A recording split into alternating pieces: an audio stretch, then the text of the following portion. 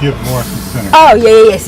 He was a pharmacist and one of the few entrepreneurs around town. His first place was right down the street here on the corner of Lyons and Darrow. And what was important about it is that we used to hang out there. Kids used to hang out on the steps. We'll go by there. At his pharmacy. Yeah, but he moved over here, and he had a drugstore here.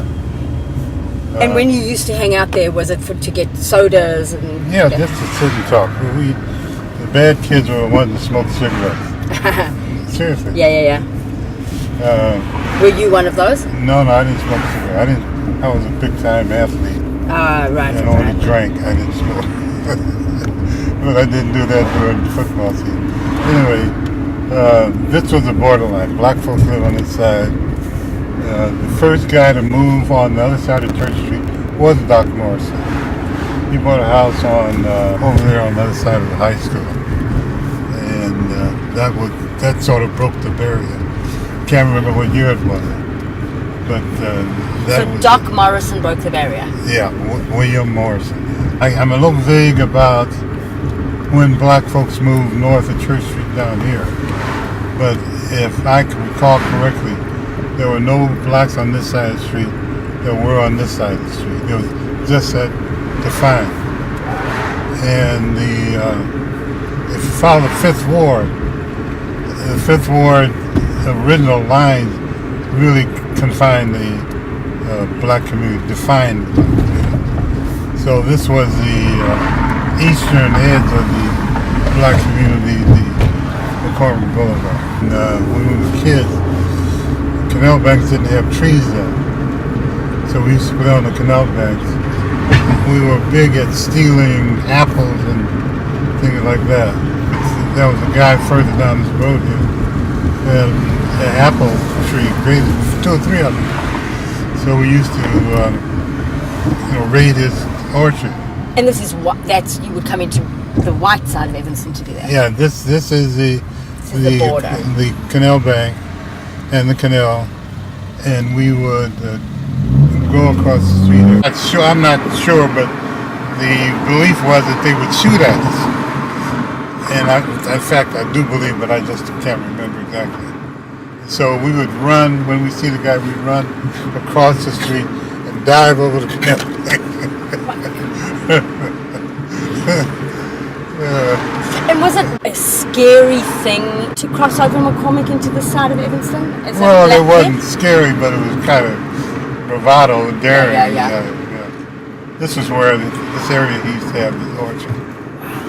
Now, the houses, one of my best friends lived in these houses that they picked up and moved into the black community. Kingley School is now the west side of Kingley School was the side of the houses. I'll show you in a minute. And who was this best friend? A guy named Gaylord Mance, M-A-N-C-E. His cousin was Junior Mance, became a very famous jazz pianist. Worked with Ella Fitzgerald and Dizzy Gillespie, Gene Ammons. Wow. You name it. He has dementia now, but he's still around. In Evanston? In New York. Gaylord's father, Stonewall Jackson Mance, was a leader of the Masons, and the Masons built the Masonic Temple. You know where that is? Yeah. That was built by blacks. His name was Stonewall Jackson Mance. And this is where the houses were. About 3 or 4. I don't remember exactly. They were right here on the corner. And they just picked them up and took them across Bennett, literally. How do you know that? Well, I saw them. And what did you see? Houses on rollers, and they were being pulled down the street. And what year was that about? I don't remember. I would guess when I was around 10, 11, 12 years old, something like that, because I think I was going to Haven when it happened. It had to be 1940, 41, 42, something like that. And why do you think they moved the houses from? They didn't want black folks living in them. So there were black folks living in these houses on Haven, and they moved into the Fifth Ward to get them out of the white area. Absolutely. Whites on that side, blacks over here. up here on the corner where the church is, and it's across from Foster Field. And that Foster Field was the center of the black community because that's where the all-black school was. That's where we did our recreational stuff. We played football. That's what we did back then. We were athletes. If you didn't drink, we drank, I didn't mean that. But nobody did drugs or kill each other. We would have fights. But athletics, basketball team, baseball team, football team, that's what we did. Fleetwood-Jourdain, they don't service people anymore. We could go there almost any time of night up until 9 or 10 o'clock. And, that was it. Everybody was there. There was a guy named Charles Booyer who was a PE teacher at Foster School. He was instrumental in keeping kids involved in athletics. A guy named Jack Brackett, I think he had cerebral palsy, a little short guy. He was a real organizer of the kids, young kids. He would make them do things, structured kind of play. And those were some of the reasons why we didn't. We drank. I can count the guys. I named the guys who got involved in drugs. There were about 3 or 4 of them. There were some guys that smoked marijuana. Not a lot. It just wasn't. Nobody did it. It wasn't the thing to do. Now, again, this is the black community over here. This was kind of a commercial area. They had 3 pool rooms here. One over here where the gas station is. One down on the corner. And the other interesting thing is that there were no Jews in Evanston. So down on the corner by the Masonic Temple, in fact, in the Masonic Temple, was Stein and Glickman. They were the tailors, and everybody bought their zoot suits or anything from Stein and Glick. They really did. There were a couple offshoots from the black community. One on Emerson Street where the Ebenezer Church is, and across the street was the Black YMCA, the Emerson Street YMCA. But anyway, right next to it, the Y was Henry Butler. You ever heard about Henry Butler? Yes, but I'm not remembering who he is. Henry Butler was one of the richest guys in Evanston. I didn't say black guys, richest guys in Evanston, all right? And the way the story went is that in Chicago Fire, he was living in Passaic. His father was white, mother black. He was in Passaic, Wisconsin. Chicago Fire came. His father went to see the damage of the fire. Drove to Evanston, liked it, and moved his whole family to Evanston. Henry Butler, as a young guy, worked for a wealthy family as a footman. He got, and I'm not clear how he got involved, but he started a livery service, and he became the largest livery service on the North Shore. And again, one of the wealthiest men in Evanston. Then he went into... and he was a black guy. Yeah. He went into trucks, and again had one of the largest livery services, cartage service on the North Shore. So right across from Ebenezer Church, he built, next to the YMCA, he built not a warehouse exactly, but where he stored the trucks and that sort of stuff. The story goes, he decided he wanted to build his dream house. And so he bought some land immediately east of Dempster. He was going to build his dream house, but they wouldn't do site development. They didn't want a black living over it. And the lagoon, they did a landfill, put the lagoon, moved them further away from the lake. So he said, okay. So instead of moving there, he built 3 walk-ups and moved black families into these walk-ups. So instead of one that's great. Small community. That's great. So Ebenezer was one of the first churches here. The Butler buildings were where the big buildings here. That's where the Butler buildings. Blacks lived in this area, all down this street. And the Emerson Y was right here too. Another Jewish guy was on the corner here, but he had a store there. And he was the one who made me aware of the fact that Jews couldn't live in Evanston. So they would have a store in Evanston, but they didn't live in Evanston? Oh, yeah. There was one Jewish family lived in Evanston. and that was a guy named Greenberg. And the only reason he moved here was because he was the architect for one of the architects for Perkins and Will that built the high school. Now this was a black community. Leon Robinson lived in one of these houses. I can't remember which one. His family, rather. So this one street, Garnett Place, was a black community during that period, and integration was anathema, for want of a better word. Nobody. That was the last thing in the world anybody would think of doing until we started marching. And where did you live?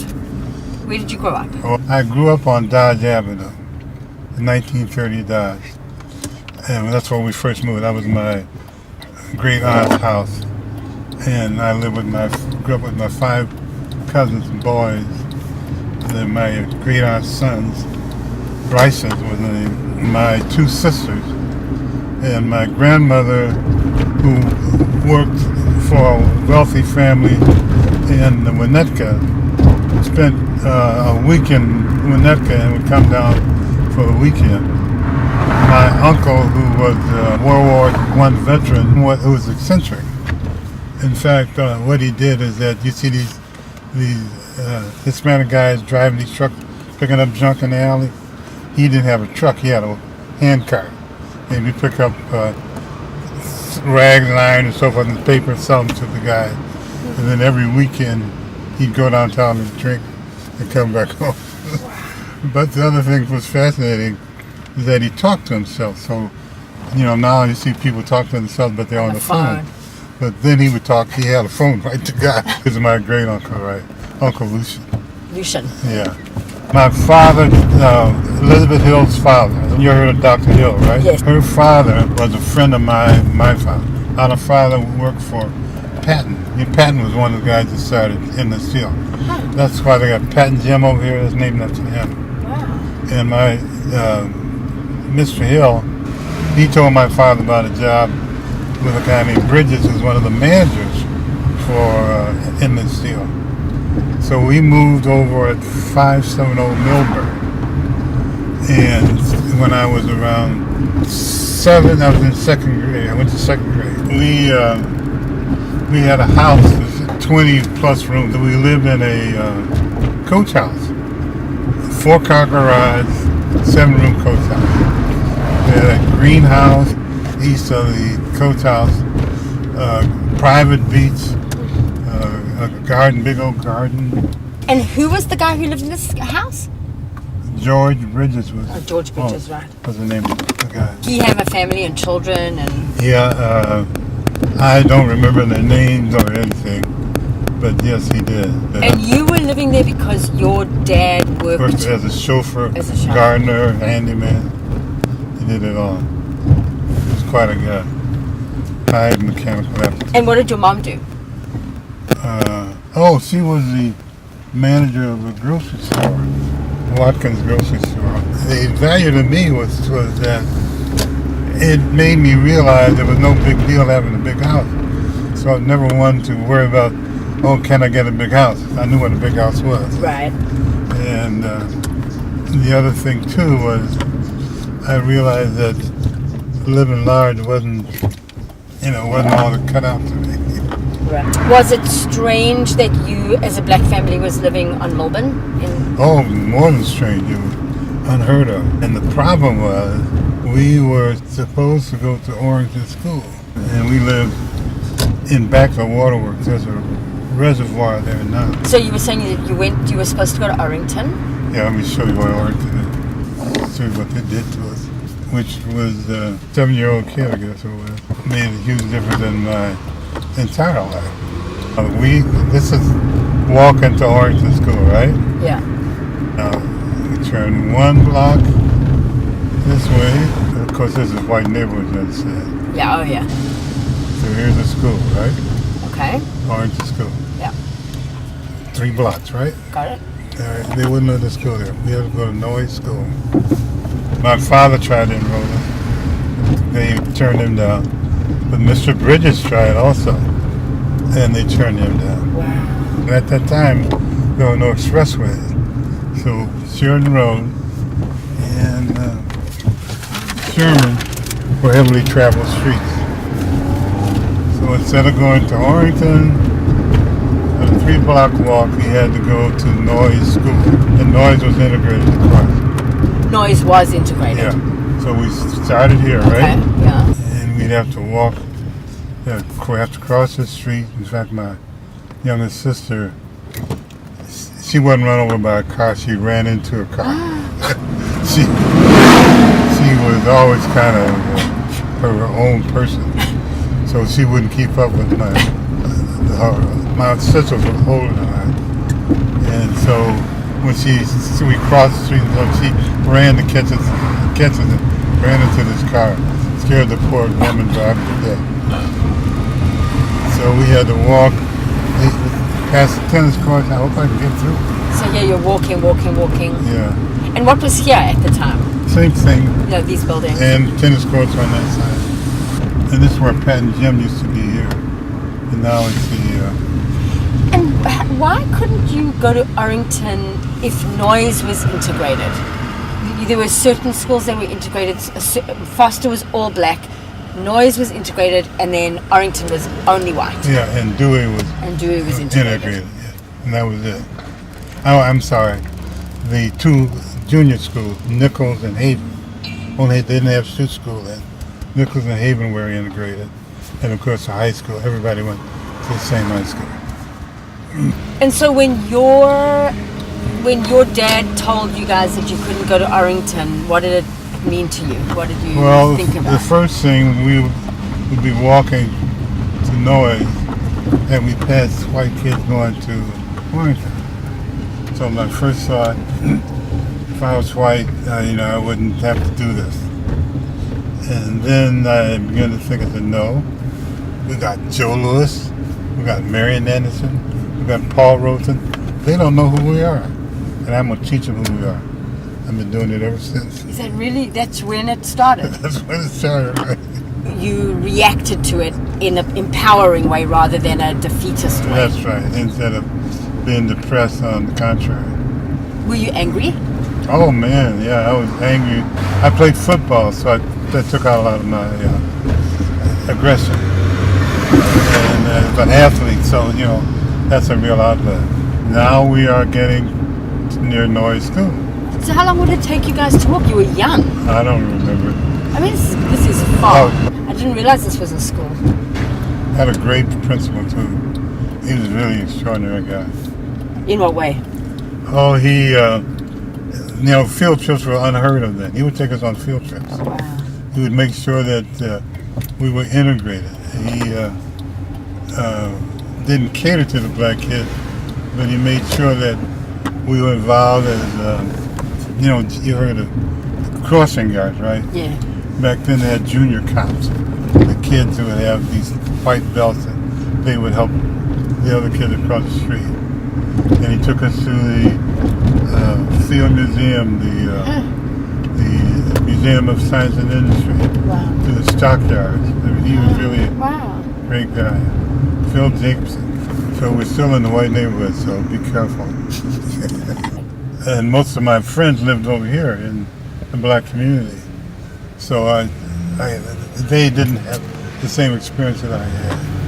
And so how did you relate to your friends in the black community when you were living in this fancy house? I would go over there periodically.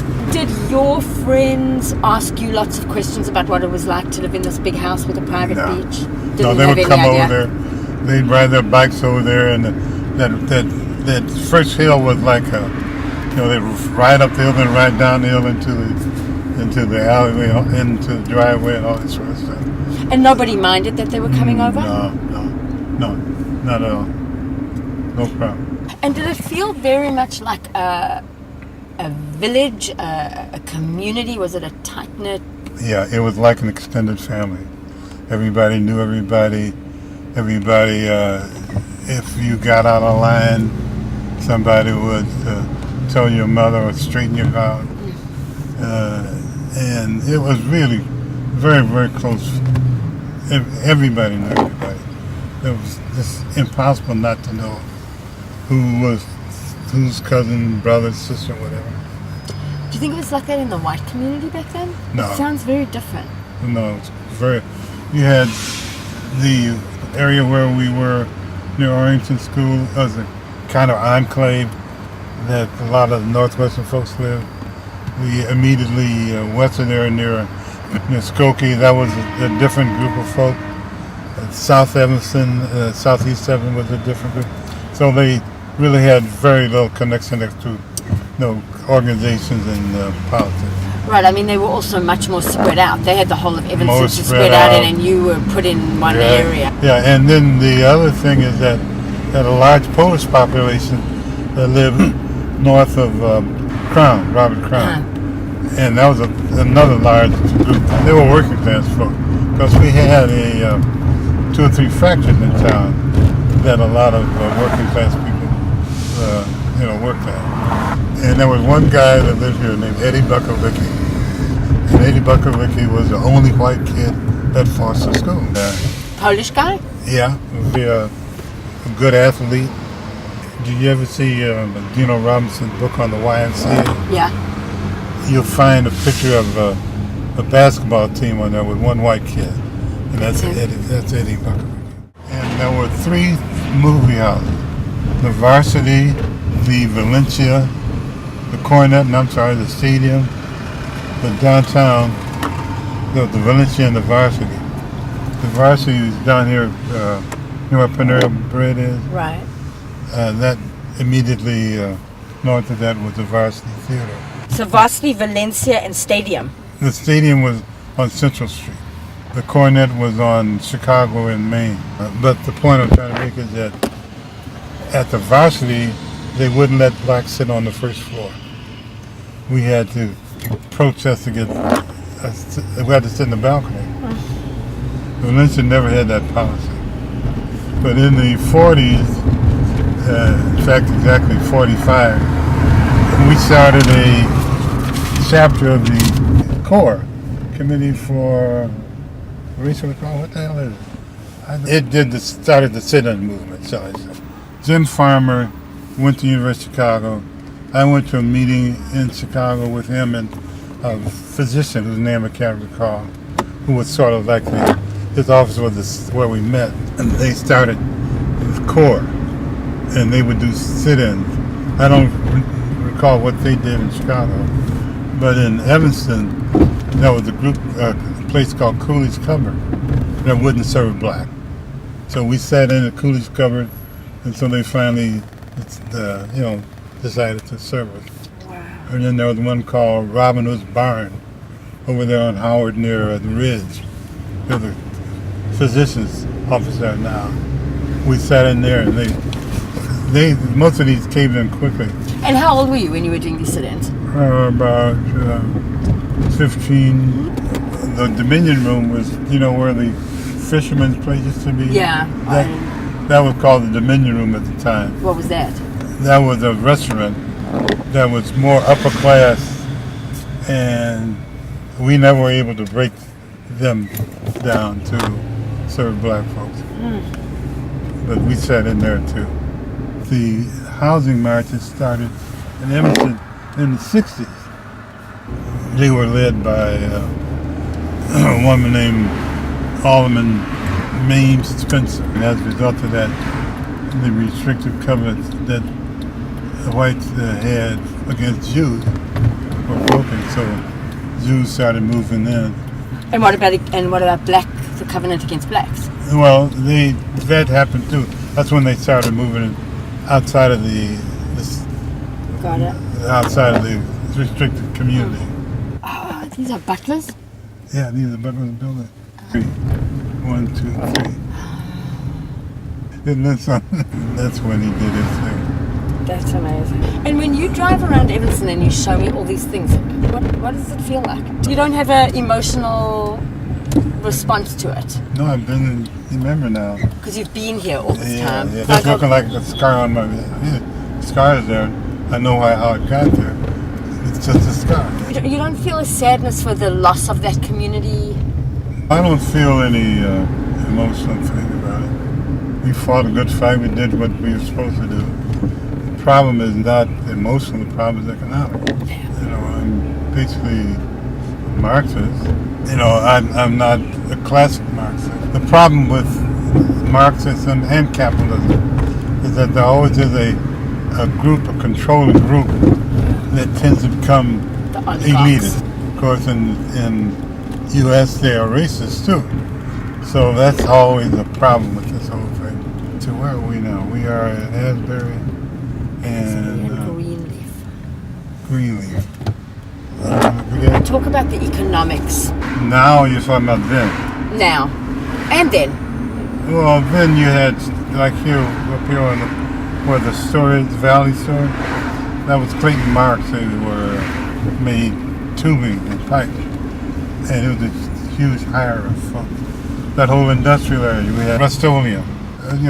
Several fairly large industrial companies that are not here anymore. But the point is, you had a hiring base of folks of companies that hired a lot of people in Evanston.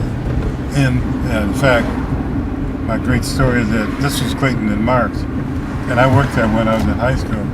Me and my friend Gaylord Manson, we were making 75 cents an hour, great money. And Gaylord was caught sleeping in the back of the thing in a wheelbarrow.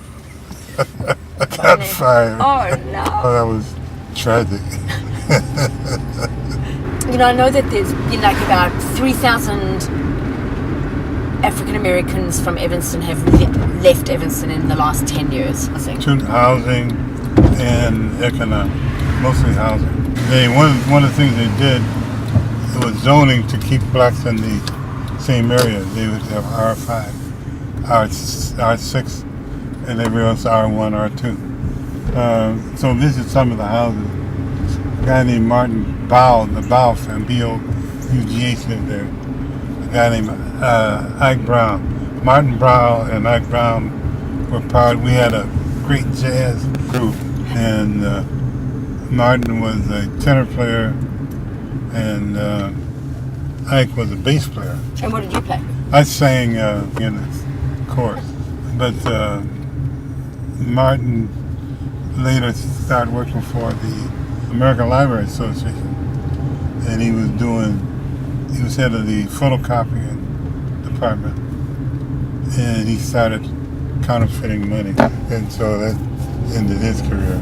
And Ike Brown, who was a great bassist, big old guy, Ike died from drug overdose.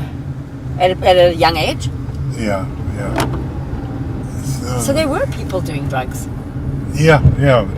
I said I can count them. Yeah. Ike Brown, Theron Young, Rudy Harris, the girl who married Ali, Sonji Roy. She was from Emerson, and her brother was a bad guy, meaning that he smoked cigarettes and probably marijuana. So this area that we just went by, a few blacks lived there. I can't remember all the families' names. And on Lake Street. And Garnett. When I graduated from high school, well, let me be clear. As I said, all I wanted to do when I was a kid was play football. That was what I wanted to do. And so, there's talking about me being angry. I was playing semi-pro football Sundays with grown men, right? At 12 years old. My cousin that I grew up with playing on the team, so he got me on the team. And I mean, I played, I wasn't sitting on the bench. Yeah. And so, when I came out as a freshman, I decided not to do it because, it was a little bitty kid. As a sophomore, I made the first touchdown on a new field at Niles. The second game, I was demoted to second string because Agassi, one of the kids' brother, became a big star in Illinois. I'm not sure it was because of that. It was because I was black. Anyway, I made second team. I didn't quit, but it hurt my feelings. Right. And I'm still playing every Sunday, right? And then third year, no blacks on the varsity.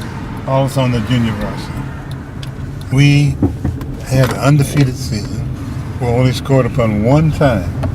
Oak Park scored 6 points before we beat them 7-6. Whereas the varsity had a very bad season. So we figured somebody's going to make the varsity.